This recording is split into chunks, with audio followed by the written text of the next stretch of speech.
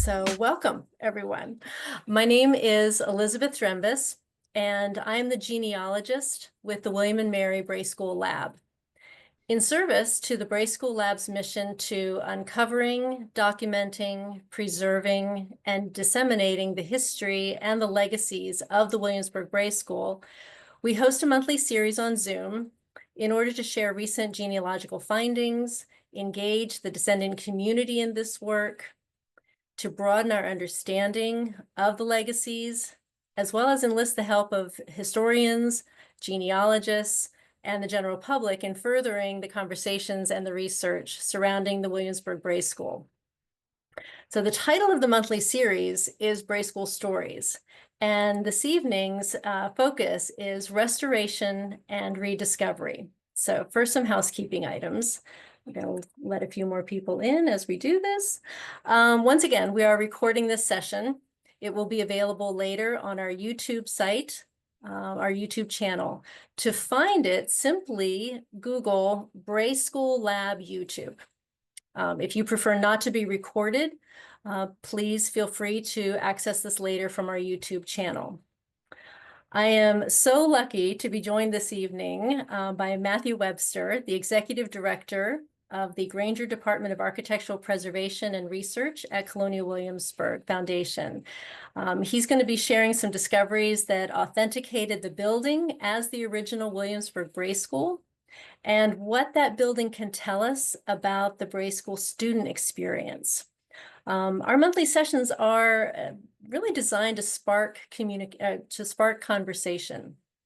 And so we'll leave a good amount of time at the end of the presentation for your questions. We invite you to share your thoughts and comments either in the chat or by raising your hand using those Zoom features. So let me go ahead and get started. I think we've got a good number of people already here. I already see the question. Oh, good. Okay, let me see. I am kind of flying on solo so far this evening. My co-hosts are otherwise engaged, so bear with me while I maneuver around through this. So there we go. Okay. And slideshow. Okay. So just some pictures to get us started, get us grounded on where we are. So this is the older iconic picture on the left is the Colonial Williamsburg's photograph of the Bray School from about the 1920s, 1930s, and then so far how the restoration was going. This, I think I took this photograph probably in November. So this is what we're talking about, restoration and rediscovery. But before we get there, I need to share a little bit of information about William and Mary's annual Day of Giving, which is upon us. So this is a little kind of NPR plug. So bear with me. William and Mary's annual Day of Giving is upon us. April 2nd marks the annual One Tribe, One Day celebration. It's an exciting opportunity for our community to unite and support the people, the places, and the programs that make our university so special. So last year, Strategic Cultural Partnerships, otherwise known as SCP, and the William and Mary Bray School Lab set an office record for the number of donations in one day. This year, we aim to break that record. We are asking you to join us and be one of the 100 donations given to SCP on April 2nd. In 2024, SCP and the Bray School Lab celebrated the 250th anniversary of the closing of the Williamsburg Bray School and helped dedicate the Williamsburg Bray School with our partners at Colonial Williamsburg Foundation in November. We have so many exciting things coming up in 2025 and 2026. So any amount will help us meet our mission to uncover, document, preserve, and share broadly the history and the legacies of the Williamsburg Bray School and its students. And just so you know, 100% of your donations will go towards supporting student internships, our research, and our community engagement work. And I know that my husband and I will be giving on Wednesday as well. I will put a link in the chat, but the QR code will also take you to One Tribe, One Day. So I will get that taken care of in the middle of our session. So Moving on. So we have some upcoming events we want to alert you to, and I'm actually going to skip over these two slides because my director, Maureen Elgersman-Lee, will be joining us this evening, and she really is going to be the ones to talk about the call for proposals for the Slate seminar coming up in the fall, as well as our Descendants Week. This year it's going to be April 21st to the 26th. So we hope you can be a part of both of those sessions, but we're going to come back to those later, and Maureen will be able to share out about those. Actually, Elizabeth, I just made it in. Okay. Oh, So I've got wonderful. less than optimal lighting, unfortunately, as you can see. It's a new space. But I would love to talk about the Slate Seminar and Descendants Week since we are here. We don't have to delay Fantastic. that. Thank you. Okay, Thank great. you. So good evening, everyone. So the Slate Seminar is the annual conference of the William and Mary Bray School Lab. We call it a conference within a conference because it's a smaller conference that takes place within the larger for 2026 conference, the annual conference of the Omohundro Institute, Colonial Williamsburg Foundation, and William and Mary working collaboratively. That's delivered in October, going into 2026 and the semi-quincentennial. This year for the Slate Seminar, we have a number of themes. One of the major themes is marking 250 years since Lord Dunmore's proclamation that offered freedom to those enslaved African Americans who would fight on the side of the British during the American Revolution, particularly looking for and trying to answer the question, is there a connection between the children or the households of individuals who were sent to the Bray School and those who ultimately threw their lot in with the British to fight for freedom on their side as loyalists as opposed to patriots. So we're looking at the 250th anniversary of that important watershed moment in the history of the American Revolution. We're also always continuing to dig deeper into the history of the Williamsburg Bray School and its legacies. And also we mark the anniversaries also of the founding of the Army, the Navy, and the Marine Corps in U.S. history, all at different in different months in 1775. And this is an opportunity to reflect on African American military service more broadly in those branches of the military, but really opening up to all branches. So we know that the engagement and service in the military, that history runs very deep, and it's opportunity to share that. And then also, this is Year of the Environment at William and Mary, so also inviting panels that deal with any aspect of the environment. That can be oystering, that can be farming, that can be anything that has to do with the environment. So looking for proposals along those lines. You can submit a completed proposal for a panel, or if you have an idea just for yourself, you can submit an individual proposal and we can group and create panels along similar themes.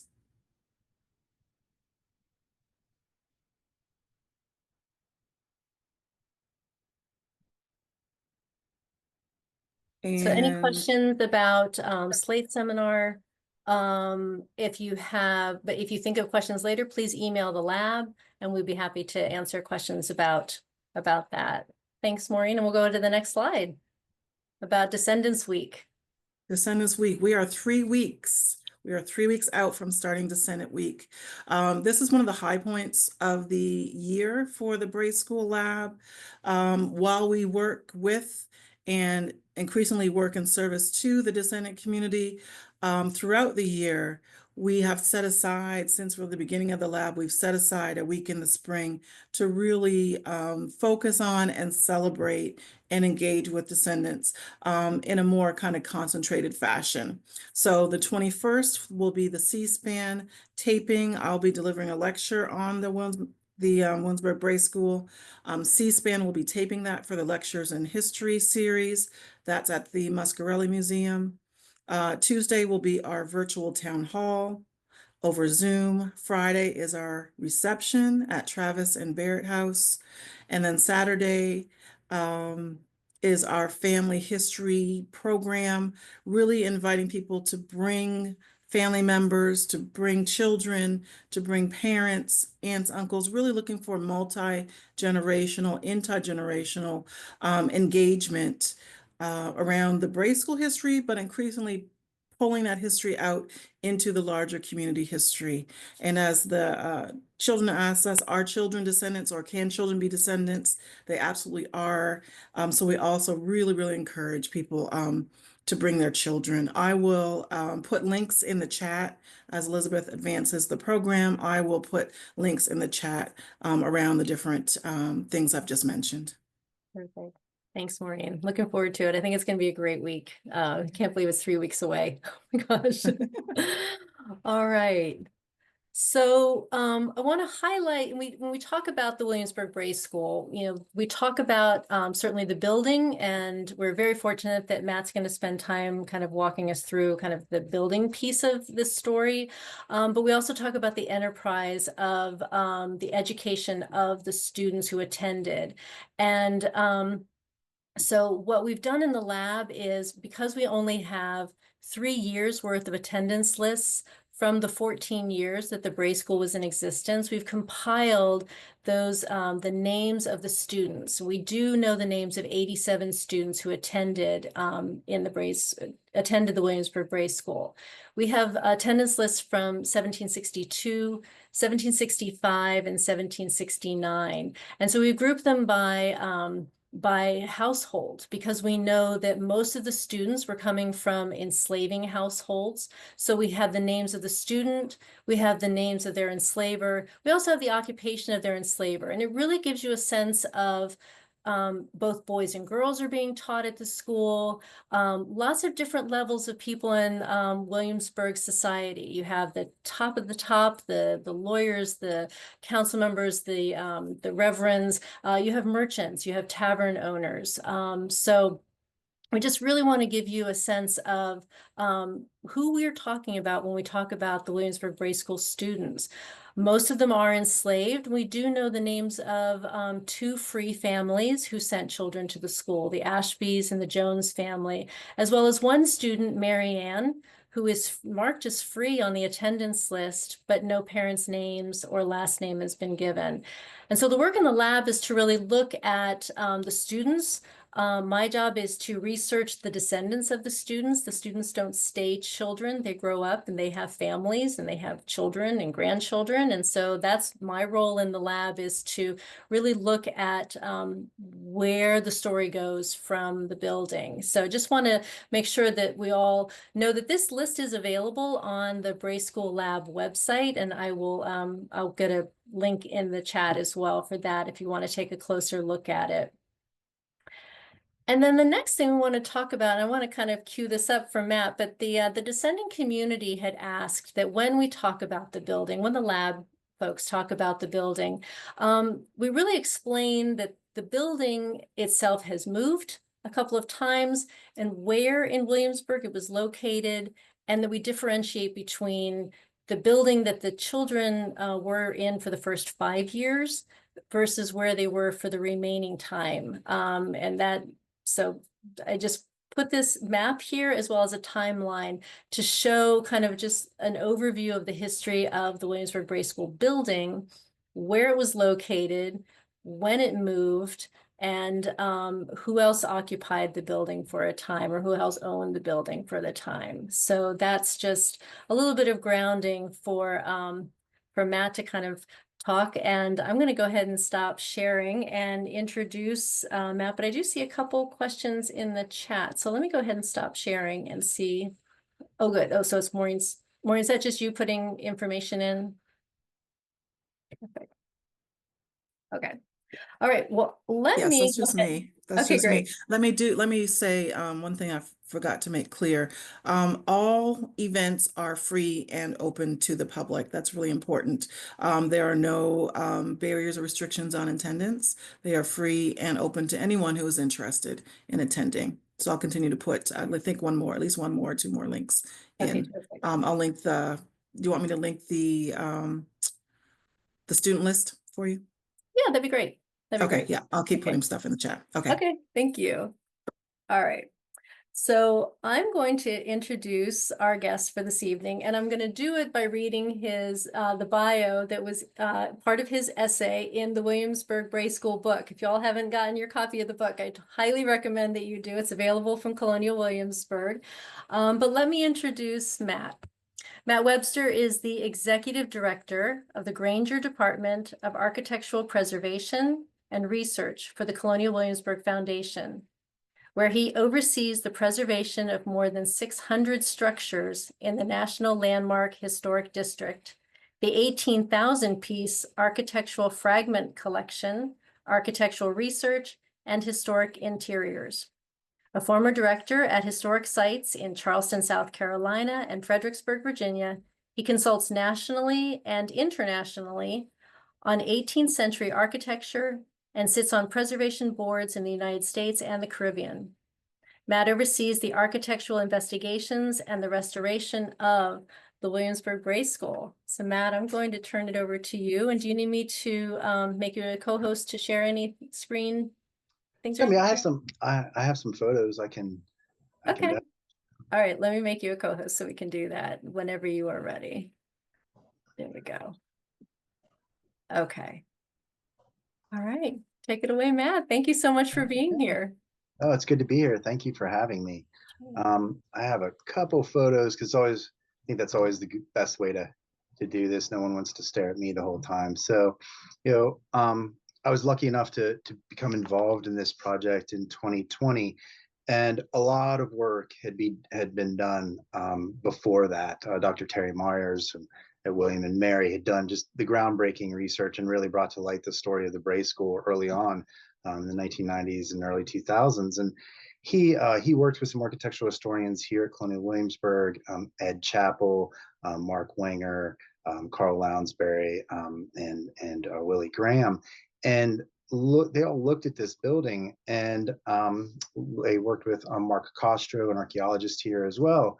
And so the question I get a lot is, it's been here since 1760. Why didn't you know that this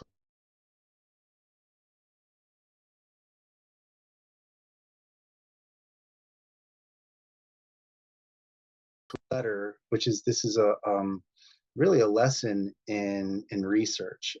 So this is back before documents were scanned digitally, and you could email somebody and get an email back in within a couple minutes. But the letter said of the Bray School, and this is the reasoning for the move, is that it said that the teacher, who's Ann Wager, stayed in this building as long as it was tenantable. And so that was the first thing going on with this building. So the interpretation that a lot of us had was that, okay, it's saying that this building's in bad condition. They stayed in it until they just couldn't deal with it anymore, and they moved out. So that's how that letter was interpreted. The other thing that happened is that we, in the architecture field, when we do research, we date buildings and look at buildings based on the technology used to build them, the technologies that are available. So what materials are available during certain times when they are introduced. And in this building in particular, the very first paint layer is a pigment called chrome yellow. And chrome yellow is not introduced until the early 19th century. So that coupled with the documentary research had us say, well, basically, this isn't the Bray School. This is likely the building that replaces the Bray School, and that's the little building. And I think that I'm looking at it the right way in the upper left-hand corner, that 1920s photo. The other thing that happened with this building is in the lower right-hand corner, is that it turns into a dormitory for women that are attending the teaching college at William and Mary in the 1920s. And they needed more space, so they started to add on to that building, and they added a lot. They by the 1950s had quadrupled the size of the structure. And add to that in 1930, they ran out of space in this building. They decided that they were going to build a new building, now known as Gates Hall, and they picked up that building and they moved it a block away. So it lost its association with the site in the 1930s and really had already lost its connection to its 18th century history, including its period where it served as the Bray School. And so in 2020, we were approached. Let's see if I can advance here. Okay. Sorry. I'm going to try to get this to show up as a slideshow. There you go. So in 2020, we were asked to get involved, take a look at this building. William and Mary had approached Colonial Williamsburg, and we were sent in, and we were told, hey, give it one more shot. Try to figure out when this building dates to. Is it the Bray School? Is it not? And if it's not, will you please tell us when it dates to? So we said, sure. And William and Mary gave us permission to do what we call invasive investigation. So they gave us permission to remove a few pieces. So in this case, we removed some 20th century plaster and some 20th century siding. And this is what we saw. So that frame is a typical frame where you see the siding off. That on the left-hand side, that's a typical frame for what you want to see for construction in the 18th and early 19th century, not really answering any questions. But while it looks kind of rough, that's not too bad for a frame that's built in the 18th century or early 19th century. So going back to that early letter, like, well, it's not in bad condition, like the letter was saying. So it must not be the Bray School. So in June of 2020, to be perfectly honest and transparent, if you had asked me if this was the Bray School, I'd have to tell you that it wasn't, based on what we were seeing. So we had one more trick that we could use up our sleeves, and so we engaged our friend Mick Worthington at Oxford Tree Ring Laboratories in Baltimore, and we used what we call dendrochronology. So it's tree ring dating, looking at the growth patterns of trees, and you can associate the felling date, the day that it was cut down, as long as you have what's called the wane edge. So that's the edge that holds the bark. That's the death date for the tree. And so you can see Mick doing some samples. He takes core samples right along that edge, and luckily at the Bray School, what we now know as the Bray School, what we had is when they were cutting the logs, they still had that rounded outside edge. So that's what we needed to get a date from. We had 4 samples that dated conclusively with high levels of accuracy. And all 4 of those samples dated between the winter of 1759 and the spring of 1760. So in July of 2020, I completely changed my mind. I was sitting on my front porch when Mick called and kind of lost it. My neighbors thought I was completely crazy. But he told me the dates, and all of a sudden I was like, oh my gosh, we have the Bray School. This is it. The school opened September 29th, 1760. So trees being felled in the winter of 1759 through the spring of 1760 fall perfectly into the construction, timelines for the 18th century for the first occupants of this building, Ann Wager, the teacher, and these students to move in mid-September of 1760. So there's no doubt that this building suddenly went from we didn't know or was likely not to it is. And so that makes us backtrack. So the things that were making us doubt it being the Bray School, what was going on with those? What was going on with the letter and the chrome yellow? Well, we went back, and thanks to technology, we had the full letter. We looked at the full letter, and the full transcription of the letter said that the teacher, Ann Wager, stayed in the building as long as it was tenantable for such a number of children. So we were missing for such a number of children. So 30 children in a building that's roughly 18 feet by 32 feet, and the teacher's living there. They ran out of space. That's what they were saying, and nothing to do with condition. The building was brand new when they moved in. They were the first occupants. So that was very exciting. And then we turned around and looked at the chrome yellow, and the chrome yellow, so this is a rental house in the 18th century. So the Bray School's renting this building, and the chrome yellow being the first layer. Well, we do what's called cross-section microscopy. So we take paint samples, we put them in a resin cube in our conservation analytical labs here at Colonial Williamsburg, and they basically slice those and look down through every layer. On top of the wood was a big, thick layer of dirt, and then chrome yellow on top. And what that tells us is that the wood was exposed for a long period of time before it gets its first layer of paint. And that's answering the question, why so late? paint is also status in the 18th century. So if you have a rental property, you're not putting that money into painting the trim. And we're learning a lot about these types of buildings. This would be called a tenement, much different, than the 19th century tenements. A tenement in the 18th century is just simply a rental house. This building would have been the type that the average Virginian would have lived in the 18th century. This would have been the dominant domestic structure in Williamsburg in the 18th century. And what happens to them is they're just the average building. They get torn down and to make way for progress. So this is one of 3 that survives here in Williamsburg. And out of all of them, this is the most intact that we have. The others are heavily, heavily altered by gentry, people with money who get them and alter them. And so this is our first real look at what the average house of a Virginian looks like in the 18th century. So from there, I'll go back up for a second to this.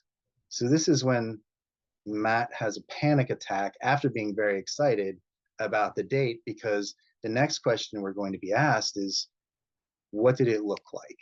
What did the Bray School really look like? Is that photo accurate? What did the interiors look like? What did the windows look like? The doors, all of those details. And for us professionally with what we do, that lower right-hand image in this slide is about the scariest thing that you can see, because when you get alterations like that, you usually lose a tremendous amount of information. You can see the roof changes. They tear down one of the chimneys. All the windows are gone from the building. Obviously, the dormers are gone. So what did it look like?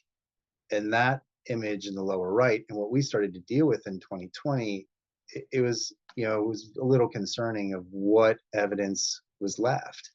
And I'll zip back through these.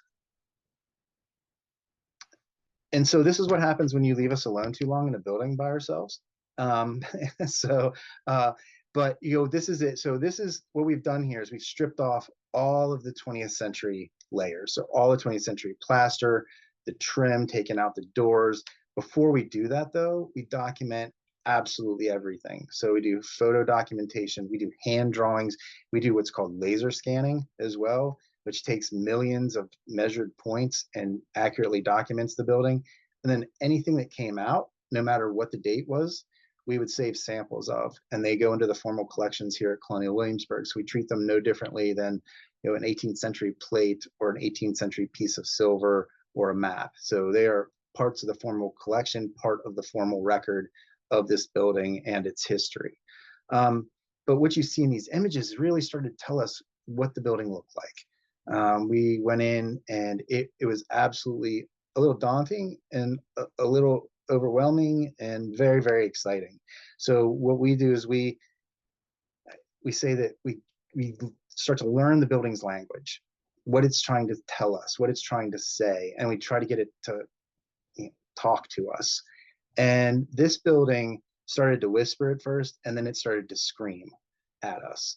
And what I mean by that is that, so when this building is being altered and turned into a dormitory, we're headed into and within the Great Depression, and they are recycling materials. So you would go in and look at the mailbox for the dormitory period, so 1928, where it was, and framing in the mailbox were pieces of original trim from the building.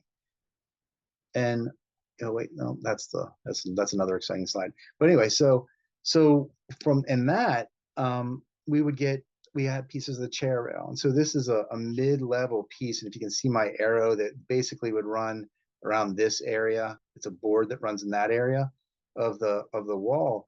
And with that, we could get room specific information. We had about 75% of the trim from this building was recovered and reused, and we would find it reused in 1950s wings of the building. We found all the roof rafters, almost all the roof rafters. We could tell where the dormers were, how wide the dormers were, how tall they were, what the size of the windows were.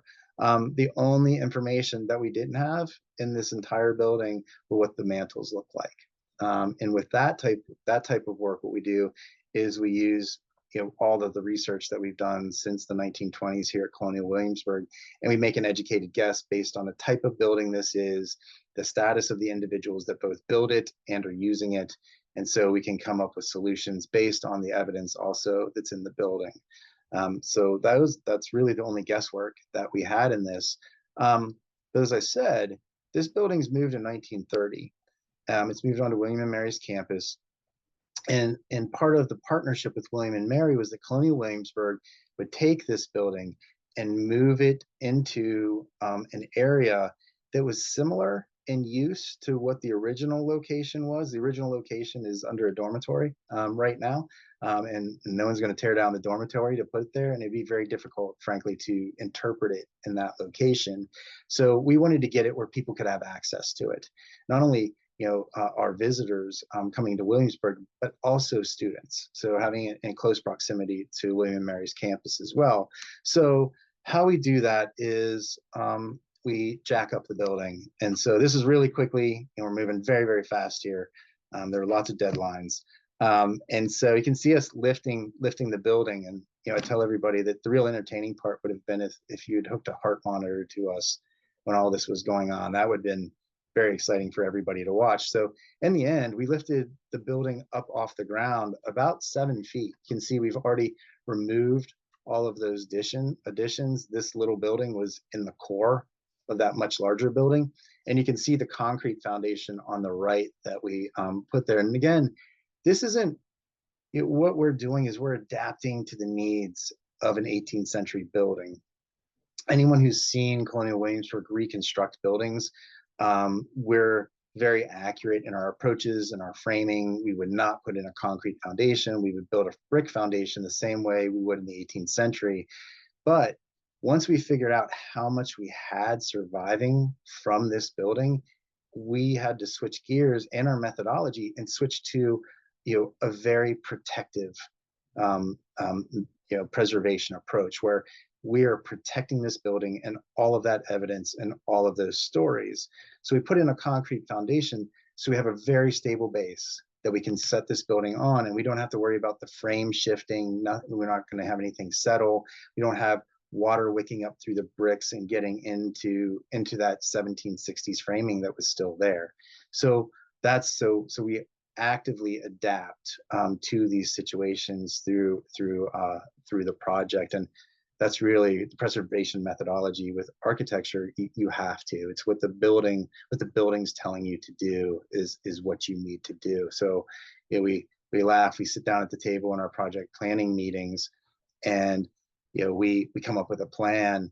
We all go out the door, and 5 minutes later, our plan's destroyed because the building decided it wanted to do something different. And so that's, for me, that's kind of the excitement. It's the interesting part in this, because you're constantly finding new things and constantly having to adapt to the needs of the structure to make sure it survives for future generations.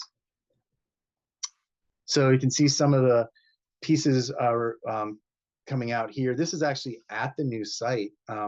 When we came in, it was a 1940s interior. You would have never known. Well, there were a few bits and pieces here and there that you're sitting there questioning, are they 18th century? But you would have never known that there was that much there. And so when we walked in the first time, we were on kind of 3-inch, 1920s wooden floors, not knowing that 3 inches below that was a 1760 floor that was intact. And so you can see here that coming out. I don't know if you can see the piece that's in the set toward the center of the screen. It has a piece of blue tape on the floor, and it's pointed. That's actually a fence picket, probably a 19th century. I'd say probably maybe 1830, 1840, probably from the property that gets pulled out and reused to put down, and that's what the modern floor was laid on top of. So bits and pieces like that all the time were being revealed. And you can see some of the work here. You can see we have a mixture of contractors and professionals here at Colonial Williamsburg, working very closely with our historic trades here at the foundation, as well as our incredibly skilled maintenance staff who came in and worked with us, and some really fantastic consultants and contractors. So one of our contract masons and two of our contract carpenters are in the center and on the far left. And on the right, you can see us continuing to scratch away, looking for evidence. In that case, we're looking to figure out what the trim around the door casing looked like. And what had happened there is that the door casing goes down against the floor. And so it gets pulled out. We think that the doors, actually the 18th century doors, get pulled out of this building in the 1970s and early 1980s for safety reasons. They put fire doors, metal doors in place, but that trim went below the original 1760 trim, went below, it touched the 1760 floor. And when they put in the modern 20th century floor, they cut around all of that trim. So we had cutouts of what the trim for the door looked like. So that's what we do. I don't think I have a picture of it, but one thing, people always look at us strangely, but we'll go anywhere to figure out and get answers on the past and constantly push and ask questions. My parents are on here.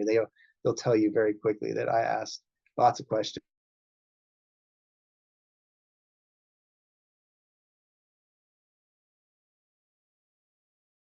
Is that we've learned is that we go after rats' nests in these buildings. So the rats that live in these buildings, and I know it sounds really weird and gross, but I promise you there's a really good reason, and that's because the rats that live in these buildings are a particular type called the black rat or Rattus rattus.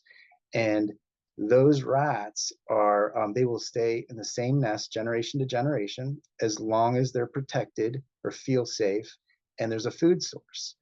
And they only range about 300 feet from their nest. But the best thing about those rats is they're collectors. So they will collect textiles, they will collect paper, they will collect silver, glass, leather, anything and everything that they can carry. And there's some I've seen some pretty motivated rats.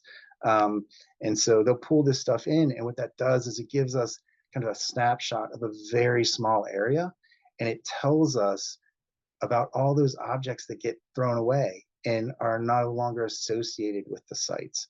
So in the case of this building, it gets redone in the 1930s. We have some great nests that survived in one of the chimney stacks from the 19th century. So we have ceramics, bits of plates that they had drug in there. We have lots of straight pins, some clay pipe parts, buttons, things like that, lots and lots of beads. But we really have, the rats help document the dormitory period as well. So we have William and Mary football tickets from the 1930s. We have love letters for the individuals living in the building, as well as, letters home. And clearly some letters that they didn't want any, the receiver did not want anybody to see, tore up, and the rats decided to take back to their nests with them. So that's the story. That's the humanity. That's the tangible link to the past that these places really create, is that brings life into the building. And that's what these buildings can tell us. Not only, what did they see and what were they in? They're not just boxes. They're real links. They tell you about history. And looking at the center image where Kevin's working on the fireplace. So that's the original 1760 fireplace. It moved in 1930 and we moved it again intact with the building in 2023. And in that chimney, one of the things that I was really focused on protecting were the fingerprints of the brick makers. So those bricks are hand molded in probably 1758, 1759, getting ready for use somewhere. I don't think they probably knew that it was going to the Bray School or this building. But those brick makers, as they're moving bricks from the molding table to the drying bed or from the drying bed to the drying shed, they're touching them when they're still a little bit damp. And so their fingerprints are there. And for me, those fingerprints represent individuals that don't survive in the written record. That is their story. That is their mark on history. And that's how their story survives today. So you think about moving this building down the street and you're putting all this strapping on and there's steel everywhere to make sure nothing shifts and falls over. And all it takes is one little bump, one little move of that piece of steel, and that fingerprint is erased. That story is erased. So that's the level of detail we go to. That's what we're there to protect. And that's what we focus on. So all of those details throughout the building. So this is the first interior room that we have done. Lots of secrets. I mean, you know, that here, you know, we do a lot to protect the building. So, you know, to most people when they come in, you can't share this with anybody, but when most people come in, they're going to think that this is a plastered room, plastered the same way that it was in the 18th century, but it's not. It's actually, that is drywall, and we figured out how to fake finishes to make it look like plaster, make it look like an 18th century surface. And that the reason that we do that is, one, we have structural characteristics that we get from that material, where it means that I don't have to put in steel and damage the original frame. So that's the big first thing.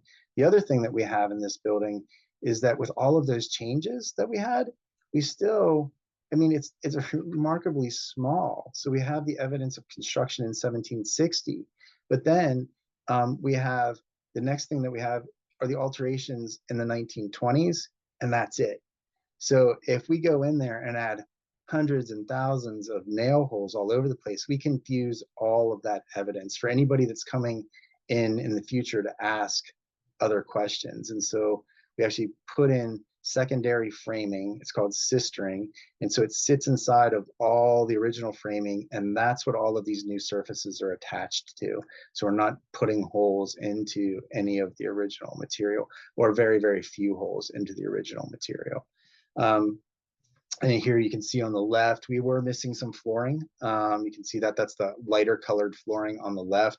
I think that's probably, I think the chimneys were leaking and damaged the flooring on that side. And then the dormitory period, the showers and bathrooms were over on that side as well. But the darker colored flooring, it's all 1760. You can see how we're not painting the trim based on that evidence I talked a little bit about earlier. But then we turn it over to our curatorial colleagues, and they're the ones creating the furnishing plans for this building. So really kind of, we call it, say, peopling the space, you know, showing life in the space. And so looking at prints and documents and paintings of schools from the 18th century, and then looking at the inventories, what the teacher owned or what she might have owned. She's advanced in age when she's here, and you know, there's evidence of a mix of new and old things. The archaeology also helps inform our decisions here. So you can see a mixture. There's 3 different types of benches. You know, the one on the far right is a much older style. We have the one in the middle that's a simpler style.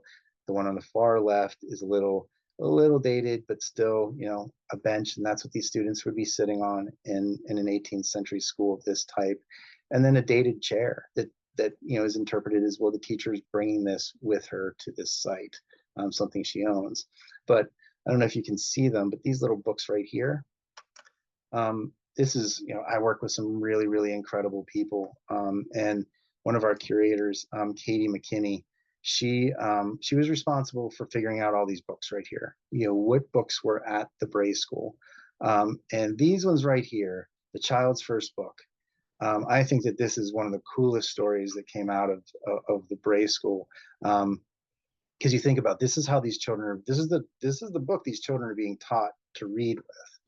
And Katie went looking for this book, and I'm gonna give you the best version of the story that I can, you know, but Katie is a tenacious researcher, and so she was going after this book. It's a paper-bound book. It is hand stitched, and it's handed to children. So they just don't survive. They don't survive well at all. In fact, Katie could not find any that survived in any archive anywhere. And she kept on going and going, and she found one lone survivor in a library in Germany. And Katie had them make high-resolution scans of the entire book, including the stitching and how the pages were laid out. She figured out which version was used at the school based on the accounting records. So what printer were they paying for this? So she knew what version it was. Found that in that library in Germany. Had high resolution scans made, including stitching, page layout, and then got it here, and then worked with our historic trades printers to print it exactly the same way, and then they hand stitched them. And so when you come in June of this year, you will see these books on the table, and they're exact copies of what the children were being taught with, and to look at that book, I think is pretty incredible, to think that these children and what they were being taught and the world that they lived in, and this is, when I think of my children, is like, knowledge is power, and that book is an incredibly powerful tool for a child that otherwise, these are enslaved children being taught how to read, and the empowerment that creates. I think we all can agree is that, you can educate someone, but you can't control what they do with that education, and that is the power in education. So that's just one of my favorite stories. It's not a building story, but sort of is. I'm gonna take it as a building story. So those are a lot of the slides that I have, just the really quick pictures. And I don't know if anybody has, Elizabeth, I don't know if you want to open up to questions or how you. We can, sure. I will make a plug for, I just saw that Colonial Williamsburg put out episode 6 of their video short series that they were doing on the Bray School, and this one highlighted the curriculum, and there are really nice close-ups of the child's first book. So I'm glad you brought that up. But that, I think, just if Devea Brown is on the session this evening, she's been doing all this videography and putting these videos together, and that one just came out this afternoon. So I would check that out, because it does have a really good close-up of the child's first book. Yeah. So, Yeah, so I think here it is, right here. It says child's first book. So you can see something here. So I just opened up another PowerPoint. So oh, okay. We're there not you go. seeing that. Oh, you're not seeing that? I'm no, sorry. all we're seeing Okay. is the original 2 images. So Okay. Huh. Let's see, share. Okay, here we go. There you go. Can you see that now? yes, terrific. So there's the child's first book. Yeah. And some of the pages there. And it's about the size of your hand. Yeah, so it's a little is. bit larger than a child's hand.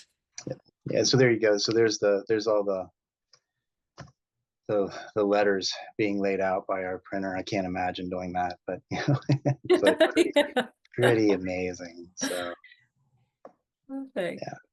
Well, Matt, thank you. I definitely have some questions, but I know questions are starting to come in the chat, so I'll turn it over to the questions that are in the chat right now.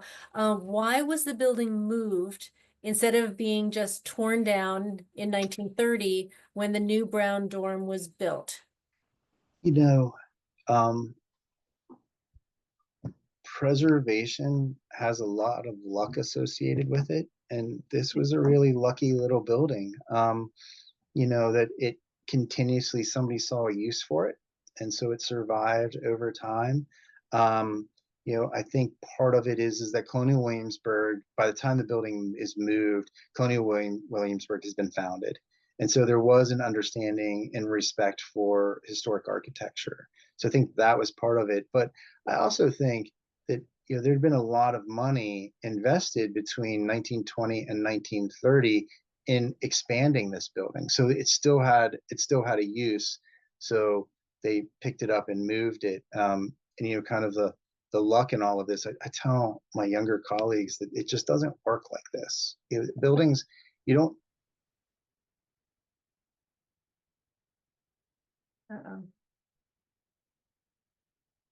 We just lost you.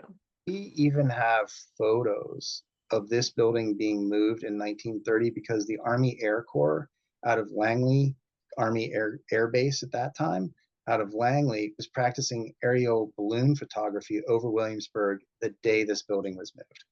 And we have aerial photos of this building on the back of a truck in 1930 moving down Prince George Street in Williamsburg. So it's just over and over again. Yeah. So. It is the little miracle that keeps yeah. Let's see. Terry Myers asks, seeing the original 18th century flooring, will visitors walk on that directly, and won't that wear it down? If so, won't that wear it down? Yes, it will. And Terry was the leader. He's he chased this story down and found the documents. He deserves tremendous amount of credit here. But yes, and so that's some of the things that we're looking at too, is that how do we protect these materials as the interpretive plans are developed, and as the building is used, we will then adapt to that to protect these surfaces. So I think probably at some point you're going to see, a protective, there's things called IMATs, which are actually photos of the surface you're walking on, exact replicas, and you put those down so you have a photographic mat that you're walking on top of instead of the original material. So there's options like that, and so we're working through some of that right now. Oh, okay. The next question comes from Ken Levine and Margaret Gunn. I believe William and Mary dug archaeology at the Brown School before the dendrochronology and found the clay marbles and pieces of lead slate. Do you want to talk a little bit about? Sure. Yes. So, yes, they did. So where the dormitory was built is directly on top of the Bray site itself. And so what the archaeologists were looking at is the backyard.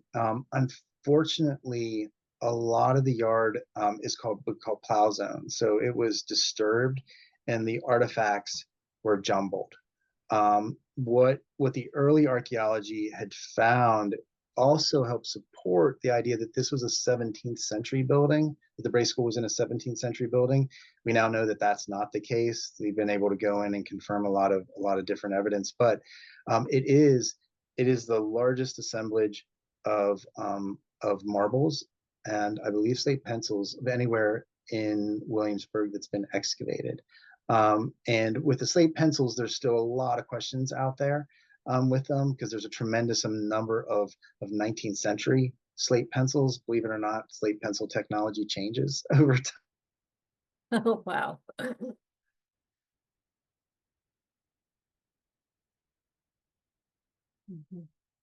Context. So understanding exactly kind of what layer and what time period they're coming from has been difficult. Likewise with the marbles, same thing. But going back to what I said about the rats earlier, so I think it was either October 29th or October 30th of last year, we're getting ready for the descendants to come into the building. And we were looking at one of the stairs and one of the stair blocks got knocked. This is a part that holds the stair tread up. And you have to forgive the nails. They're a little old, they're a little rusty, and that block fell off. And behind it was a little rat's nest. And out of that rat's nest came a clay marble. And so what we can say is that because of that clay marble and the assemblage that was found at the site, it all of a sudden connects inside to outside. So whether or not those are used by the children, you don't really know for sure, but it's a remarkable connection to interior space and exterior space, saying that if somebody just didn't come to the property and throw a bunch of clay marbles around, you get an association with the interior of the building as well. So. There was a question from Renata that says, is the child's first book the same as Howe's primer? I'm not familiar with. That's a question for Katie. I'm not really sure. Okay, so Renata, I will get in touch with Katie and ask your question. We have a question. Have you considered doing a digitized tour to help preserve the grounds and also allow virtual visitors? We have, and I think that's actually, I think it's still, if you put in search virtual Bray School. So one of our techniques that we use is called Matterport. It's the same thing that realtors use for virtual tours of houses. Only ours, we can input all kinds of information, and we actually have virtual tours of the Bray School. So I think in the future, you'll see different versions because we can do that very quickly. And so with every major change in the building, we do a new scan. So you can actually see the building, getting smaller and then being restored through all of the different phases. Okay, so a question from Virginia that says, are there any other schools funded by Bray that have been studied? Yeah, Maureen and I can also help answer that, but go ahead, Matt, go ahead. Yeah, you know, there's that possibility of one in Rhode Island. So the one in the Williamsburg, there's four that pop up early. So Benjamin Franklin, actually, he's the one he's a Bray associate, and he recommends four locations to them. And so it's Philadelphia, obviously. Philadelphia is the first established school, 1758, and then that's quickly followed, not quickly, but 2 years later, followed by Williamsburg in New York, and then Newport is the last of the first four, and then there's others that pop up over time, but conclusively identified, you know, the of the early four, this is the only one that definitely survives. So I don't, you know, I mean, I know there's a lot of questions about the one. There's a lot of questions about the one in Rhode Island, but you know, this is the earliest one that survives. And I know that in the lab, so there was also, so the Bray Associates would send crates of books to parishes and basically instruct the rectors to set up a school. And sometimes it worked and sometimes it didn't so much. And so there's correspondence that we've been looking at in the lab to really kind of see what, how widespread those efforts were.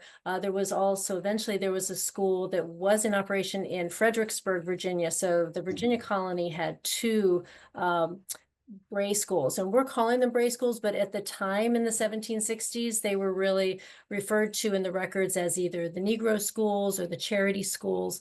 And so we are looking at least at the records and the correspondence for the Fredericksburg Bray School. Our students in the lab have transcribed all of that correspondence, and that's available for people to look at as well. But I don't know about the other three as far as that goes. Maureen, do you want to add anything about the other Bray schools and what we know about them?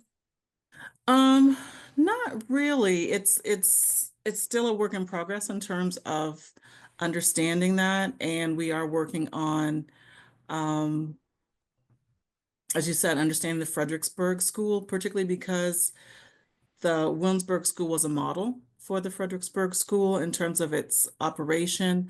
And we will be, as a team, going to Fredericksburg. We've actually talked to different folks who have encouraged us to come down and collaborate with them. So that's one of the next steps that we're working with. But it's really John Van Horn's work that pulls together the cumulative collection of correspondence relating to the other schools. So that's always a great place to investigate the other histories. Okay. So I want to be mindful of everybody's time, but I have a question for Matt, actually. So this has been terrific. And I've seen now pictures that I had not even seen before. So thank you so much. And I'm wondering kind of what you hope people will see and take away with them when they're visiting the building, and what questions do you hope they will ask? Oh wow. You know, what we do is try, I mean, everything that we do, we try to do accurately, and we try to represent the world that these individuals saw the best we possibly can based on evidence. You know, how I describe the process is that, you know, imagine reading a book that somebody has ripped chapters out of, you know, and how that changes the story, or taken paragraphs out, or even words. You know, how does that change the end story? And our job is to put back the pages, put back all the words, so the full story is there. Because it's what I hope people see is that, you know, Colonial Williamsburg is a town, and it's a community. And so the children that went to this school weren't invisible. They weren't. They were part of the community. The enslavers sent the children to this school. Those children walked the streets. You know, everybody knew where this school was. And so what I hope is people see it as a community, as part of our story, because it's our story. It's all of our stories. And so that's that's what I hope people get out of this in the end. And then, ultimately, the power of education and how critically important that is and how empowering that is. I use this with my kids all the time. It's like it's a very, very, I think, a very important story about this time period, our nation, and I'm a big believer in that. If you don't know where you came from, you can't really understand why you are where you are, and you're going to have a really tough time charting a informed path forward. So understanding all of this and the process of how we are where we are today and how we can move forward in a meaningful way is critical, and that's part of understanding all of this history. Thank you. Thank you. We had one last question. I'm going to go ahead Sure. and ask it. Is that Patricia says that this has been so exciting. Are there any labs or other facilities that visitors can see which show your process? Wow. Well, thank you for that question, because yes, there are. So Colonial Williamsburg actually will do behind the scenes tours, and you have to look for that on the schedule, and they really start to pop up in the summer. So you can actually come to the conservation labs. You can see the analytical labs and places like that. But we're also focusing with interpretive planning a lot on the how do we know what we know aspect of Colonial Williamsburg.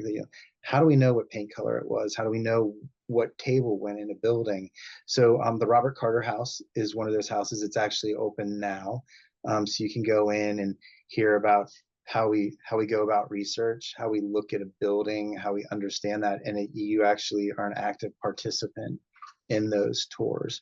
And the Thomas Everard House will open. So Robert Carter is very much documentary and architectural at the moment. There's going to be a new, I think, archaeological branch to that as well that's added in the near future. But Everard will talk a lot about the decorative arts and interiors. And we'll do that at Weatherburn's Tavern as well. So those sites will all be opening back up in the near future. And again, doing that how do we know what we know tour. Excellent. Excellent. Thank you again, Matt. I really appreciate it. This has been wonderful. Certainly evidenced by all the reaction that I'm seeing in the chat this evening. And thank you not only to Matt for joining us, but thank you also to all of you for joining us this evening. We're excited to have you be a part of this journey. It definitely has been a journey as we've been learning more and more about the building, the enterprise, and the students themselves. We will be back with the new session next month, Monday, April 28th at 6 o'clock. But please stay in touch with us for the latest news and happenings from the William and Mary Bray School Lab. Please be sure to check out our website. And if you're interested, please send us a note, and you could be added to our newsletter that comes out every 2 weeks. And it's called Bray School Bulletins, and you'll hear all the latest happenings that we're offering. So I hope you all have a wonderful evening. For those of you who are in Storm's Path this evening, I hope everybody stays safe. And Matt, thank you again. I really appreciate it. And Matt's parents, thank you so much for joining us this evening. We hope you've enjoyed this too. We hope you all have a great evening. Thank you, everyone. Thank you.